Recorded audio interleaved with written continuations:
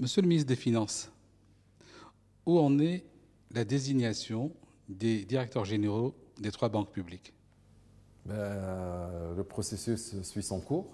Il est très bien avancé. Nous sommes arrivés à un taux d'avancement de 70%. C'est-à-dire, en quoi? C'est-à-dire que nous avons lancé l'appel d'offres ou bien l'appel à candidature pour voir qui serait intéressé par ces postes. Nous avons reçu plus que 50 candidatures. Nous avons sélectionné un bureau privé avec la Banque mondiale pour dépouiller ces différentes candidatures et pour nous faire un classement. Le travail suit son cours, il avance très bien. Et donc, il doit être clôturé parce que l'ordre de service était pour 15 jours. 15 jours, le délai est épuisé. Est-ce que vous ont remis leurs conclusions? Non, les conclusions sont attendues pour fin octobre. Ils ont pris du retard. Ils n'ont pas épuisé les 15 jours. Ils n'ont pas pris du retard. Quand on a préparé les termes de référence, on s'attendait à un faible taux de participation. On s'est dit qu'on allait avoir une vingtaine de candidatures. Nous en avons eu 2 à 3 fois plus. Nous sommes à 58 candidatures. C'est normal, c'est un travail mécanique. Et donc, vous faites le calcul. Ça sera dans 2 semaines, c'est-à-dire fin octobre. Mais sur les 58 candidats, une vingtaine seulement ont été interviewés. Oui, mais je vous ai dit que ça va en s'accélérant, donc c'est bon. Donc, et les autres ne seront pas interviewés ou seront interviewés? Le deadline, c'est le 30 octobre. Donc il y a un engagement à respecter. 30 octobre pour désigner, parce que la BNA a convoqué son assemblée générale pour le 31. Oui, et doit normalement coopter son nouveau directeur général et son président. Non, la BNA a convoqué son assemblée générale pour valider son business plan, qui a été préparé par Pricewaterhouse. Oui. Maintenant, quand on aura terminé le processus de désignation ou de sélection du directeur général et du président du conseil d'administration, rien n'interdit à ce que nous convoquions une deuxième assemblée générale ou un conseil d'administration. Est-ce que ces banques peuvent attendre? Parce que depuis l'annonce de ce principe de sélection, d'identification, d'appel à la candidature, les banques sont en train vraiment de subir une petite léthargie.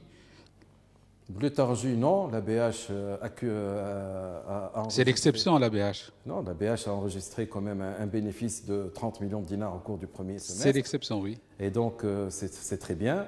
La STB est en train d'avancer, il n'y a pas de souci.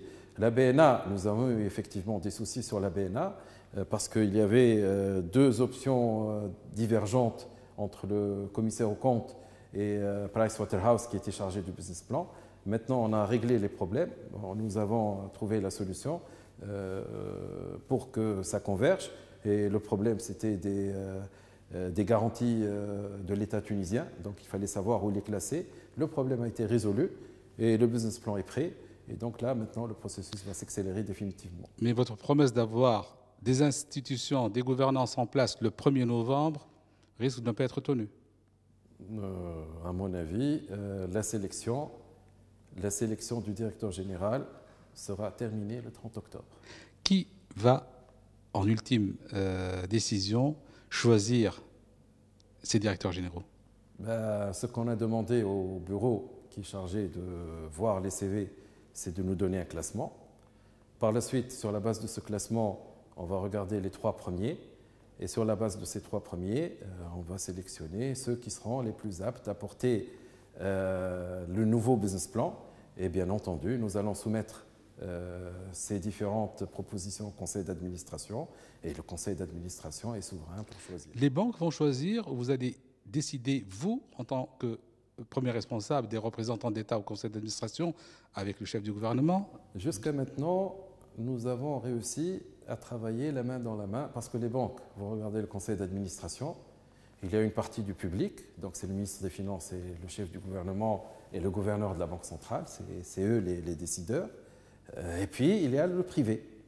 Et bien, le privé, je suis en relation directe avec lui, et le privé, je l'ai associé dans la préparation des termes de référence pour le bureau, parce que c'est ça le plus important, c'est le bureau qui va faire le classement des CV.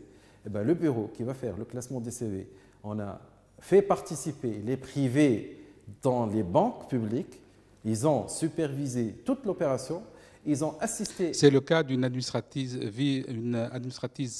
privée à la BNA qui siège dans ce comité de pilotage. On a décomposé pour éviter qu'il y ait par la suite des contestations et de dire il y a je ne sais pas quoi, il y a je ne sais pas quoi. Donc, on a découpé le processus en 3 phases. La première phase, c'est la sélection du bureau qui va faire le classement des CV.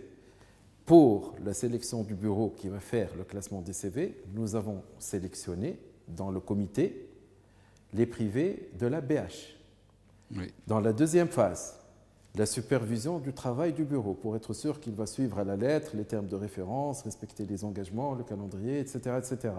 Nous avons mis un comité de supervision et dans ce comité de supervision, nous avons mis l'administratrice qui représente les intérêts privés dans la BNA. Donc vous voyez qu'on essaye de faire participer tout le monde, on essaye de tirer profit. Finalement, c'est des compétences tunisiennes et donc c'est des compétences qui travaillent, qui nous aident à améliorer donc, le travail et la qualité de notre travail. Donc vous voyez, à partir du moment où nous sommes transparents, à partir du moment où nous n'avons rien à cacher, à partir du moment où nous n'avons pas d'idées préconçues pour placer un tel ou un tel, nous sommes transparents, nous sommes ouverts à tous ceux qui veulent nous aider, surtout lorsque ceux qui veulent nous aider sont des gens de qualité.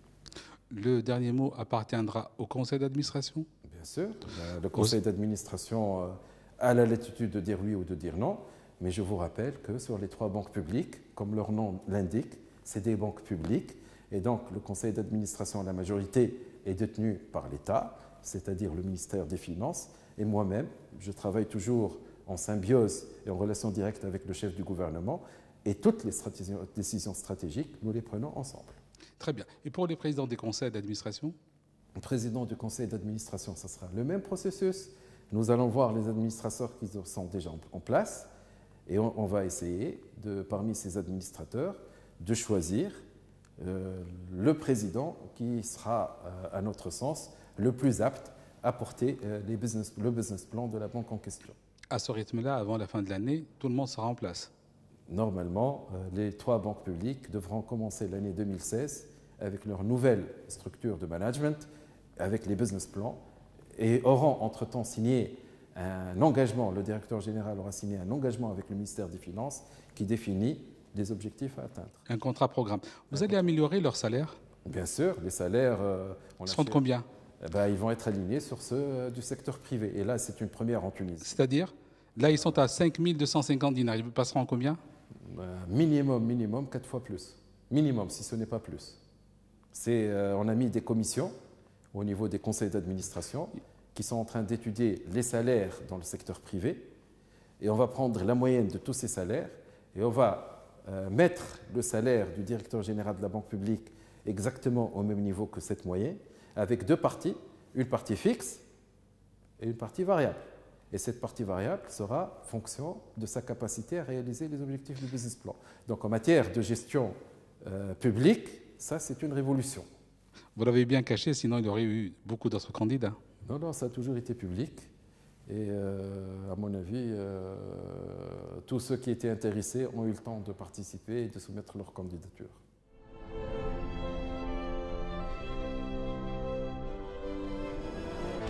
Leaders.